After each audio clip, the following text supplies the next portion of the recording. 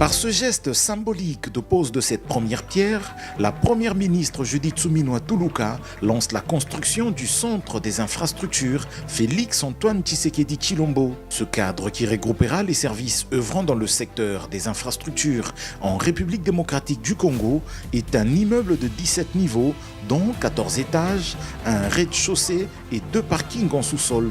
Il sera construit en 24 mois et livré clé en main.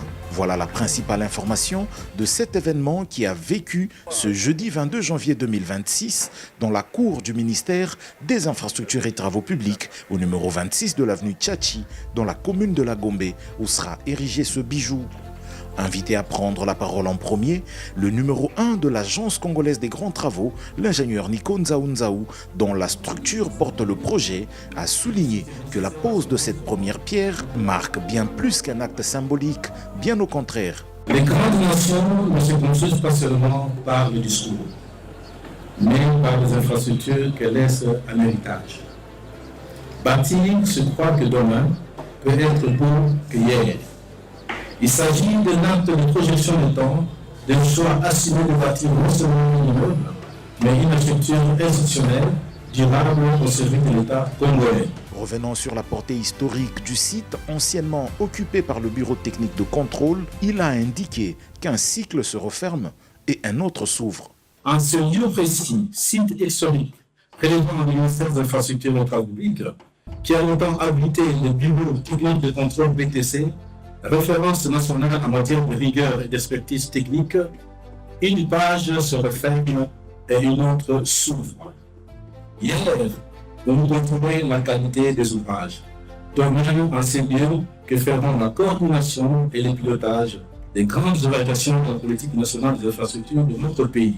Il a salué la vision et la plaidoirie du ministre des Infrastructures et Travaux Publics, soulignant que ce projet s'inscrit pleinement dans la vision du président de la République, axée sur une administration modernisée, rationalisée et performante. Le représentant de la Société des péages au Congo, Sopeco en sigle, qui assurera l'exécution du projet, a donné les assurances quant au démarrage effectif des travaux dès le lendemain de la pose de la première pierre et la clôture dans les délais. La société Sopeco réaffirme son engagement à livrer un ouvrage exemplaire conforme aux exigences contractuelles, respectueux des délais et des répondant aux standards techniques les plus élevés. Ce projet rêve d'une importante stratégie majeure. Il constitue une illustration concrète des principes de bonne gouvernance, de gestion rigoureuse des ressources publiques, ainsi que de la qualité de partenariat entre l'État congolais, la CGT et les concessionnaires, notamment Sopeco et la SGR. Dans son propos, John Banzalunda, ministre des Infrastructures, qui coordonne ce projet, a rendu un hommage appuyé au président Félix-Antoine Tshisekedi, qui bâtit le Congo pas à pas. Il a rappelé que dans sa vision profonde, le Congo sera bâti par ses propres fils, une vision qu'il a qualifiée de concrète et vérifiable sur le terrain à travers les réalisations visibles partout au pays. Rendre hommage à un homme, un fils de ce pays. Celui qui a compris, c'est que le père de l'indépendance disait que ce pays sera bâti par ses propres fils. Ce fils du pays, c'est Félix-Antoine Tshisekedi Tshilombo, président de la République. Le président de la République, lorsqu'il dit qu'il bâtit le Congo, il le bâtit réellement. Nous avons circulé à travers le pays, nous en avons la preuve.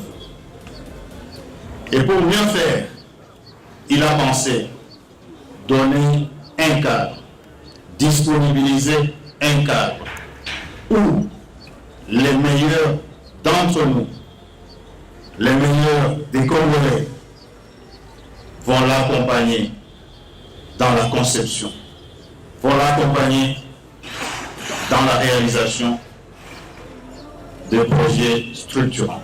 Il faut noter que ce complexe est conçu pour renforcer la gouvernance publique, améliorer la coordination interservices, accélérer les décisions et garantir la transparence ainsi que l'efficacité administrative.